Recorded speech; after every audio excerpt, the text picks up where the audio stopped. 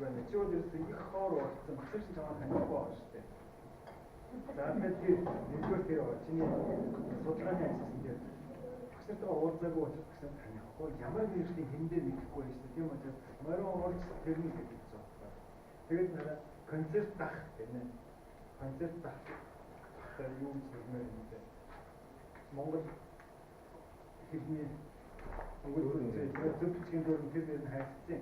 Тэгээд энэ нараа хоёрдугаар зарчим дээр нэг дээр хангалттай үнэтэй данс гэдэг хоёрын нэг дээр концерт дэх завхар хөгжмийн зэмсэг бол хоёрын концерт дэх ямар концерт гэх юм бэ? Тийм үү? Хашаан ч нэгөр болсон нэ. Ингээд ийшээ түрүүний хэлдэг тэр юу болсон үлгэр дом ярьчих ба хэн яриад байгаа юм бэ? Зөргөө өгсөй яриад тун хоолох ямар хэрэгтэй. Чүмсэн хэлдэг зүйл шүү дээ. Ийм байж таартай. Тэгээд энэ дотор нь зөндөө ингэ хараараа болгосон юм да. Өвчтөн тоглож миний би тэр тодоод хэлсэн хэрэгээ уянгийн хальтаа унсаа. Тэр аяараа унсаа юу гэдэг. За хамгийн гол нь хараараа жаах юм аа заяа. Хоёрын хоёр дээр чи өгөн зүйл тэр концертний концерт гэсэн чинь хангалтын тийм энэ морин концерт зөвхөн зэнсгүүд дээр хөгжим арга техник гэж байна. Тэгээд тэмцэл нь юу гэсэн алах шүү дээ.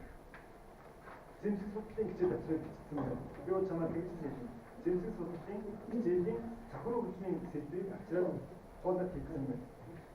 Өөрөө заалга. Гурван юу мод юм төмөр юм уу? Вибрафон, бом, том гэдэг. Ийм хөгжмийн зэмсгүүдийн тухайд зэмсгийн хичээл ярьсан учраас зөв морин концерттой холбогдуулаад завхар хөгжмөө ерөөсөө яриаггүй байна. Тийм үү? За, хоёрдугаар төрөнд хэн за энэ талаар ярих байх. Дахиад зохион байгуулалтын талаас ярих юм бол үйл ажиллагаанд ярих юм бол за өндрөөг шатаж байна. Улсын хамгаалалт орсноо гэж надад хэр хөг байхгүй шээ. Яг үл чинь орсон нэр байсан тийм ээ? Орсон л ороогүй байсан тийм орсон гэж дээ. Орсон ороогүй гэж юу хэлсэн юм бэ? Би дэвтрээ авчихлаа. Facebook байсан. Ариун мод гэж авдрах гэдэг бол чи хэдэн онцтой байлаа? Тэ. Шившиг болоо. Зүүн хүн чи орохгүй байсан. Ороогүй байсан мөн чиний нэрцэн зүүн байжтэй. Апроч онцлаа шүү. Дараа зүг. Энэ хооронд чи зөвөр регц зэмсгийн хичээлийг хийсэн байна. Яагаад тэр юм бэ? Гам хариуцлагатайгаар тасалбар нь шүүх хэсгээр тасалбар нь юу вэ? Их хариуцлагатай.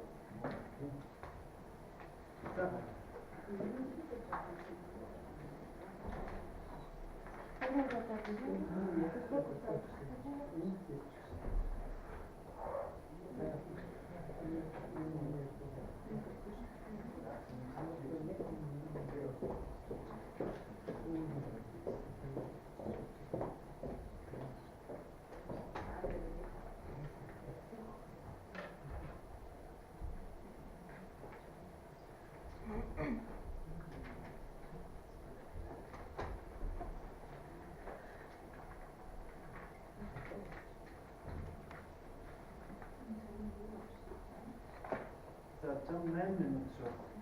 8 минут бол шууд хасраад чамд болсон шүү дээ. За. Апа чамд.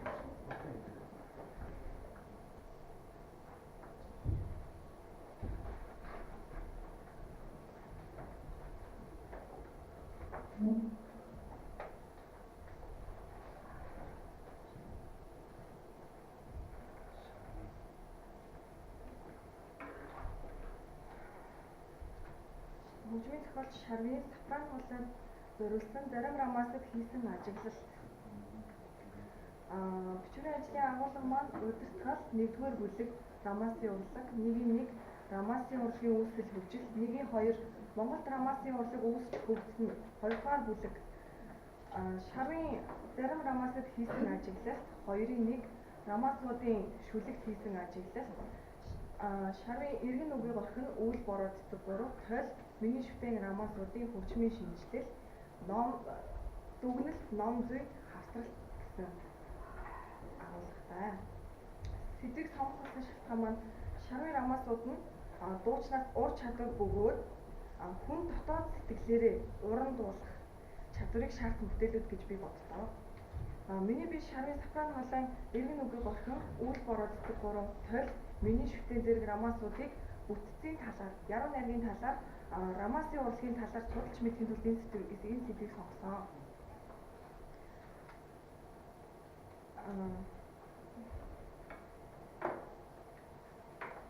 Судалгааны ажлын зорилго маань болохоор сопрано хоолой зориулсан цөөнгүй рамаасуудыг мэргэжлийн шалгалтын дээр би дуулж байсан. Шаргын тэр рамаасуудынхаа одоо чойномын их шүлэгтэй одоо өөр шаргын рамаасуудын шүлгийг харьцуулт хийх одоо рамаасынхаа хөгжмийн шинжилэл хэлбэр бүтэц талаас нь судалгыг зорьсон. Судалгааны арга зүй болохоор харьцуулан жишээх арга зүй, судлан шинжлэх арга зүй, нэгтгэн дүгнэх арга зүй. Нэгдүгээр бүлэг рамаасын урлаг. Рамаасын урлагийн үүсэл хөгжил. Рамаас гэдэг нэршил нь испани гаралтай. Испанаар одоо ардын хідтэй энгийн дуу гэсэн утгатай. Тэгээд одоо тэр үедээ дундад түүнийхээ үедээ испани хэл дээр дуулагддаг дууг латин хэл дээр дуулагддаг дуунаас ялгахын тулд рамаас гэж нэрсэн байдаг юм аа. Тэгээд энэхүү рамаас нь 16 дугаар зууны үеэс илүү олон утгыг илэрхийлэх болсон бөгөөд хайр дурлал, хошин шог, өгөөдлийн утгуудыг илэрхийлдэг болсон. Энэ үедээ голдуу гитартай дуулагддаг байсан бол одоо бидний орчин үед ихэвчлэн төгөлдөр хуурын хамсраатай дуулагддаг юм байна. Рамаасын дуунаас ялгаатай шинж гэх юм бол дууны шүлэг шиг дахилт бадаг гэсэн эхнээсээ давтагдсан шинжтэй байдаггүйгээр онцлог.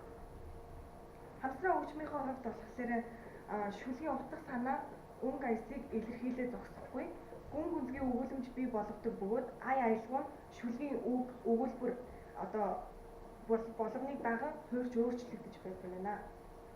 Монголд рамаасын урлаг үүсч хөгжсөн нь рамаасын урлаг нь Монголд 20 дугаар зууны 40-од оны сүүлчээр хөгжмийн зохиолч Гончиг Сунлаагаан хүсэл рамаасаар одоо анх нэвтрэн орж ирж ирсэн юм байна.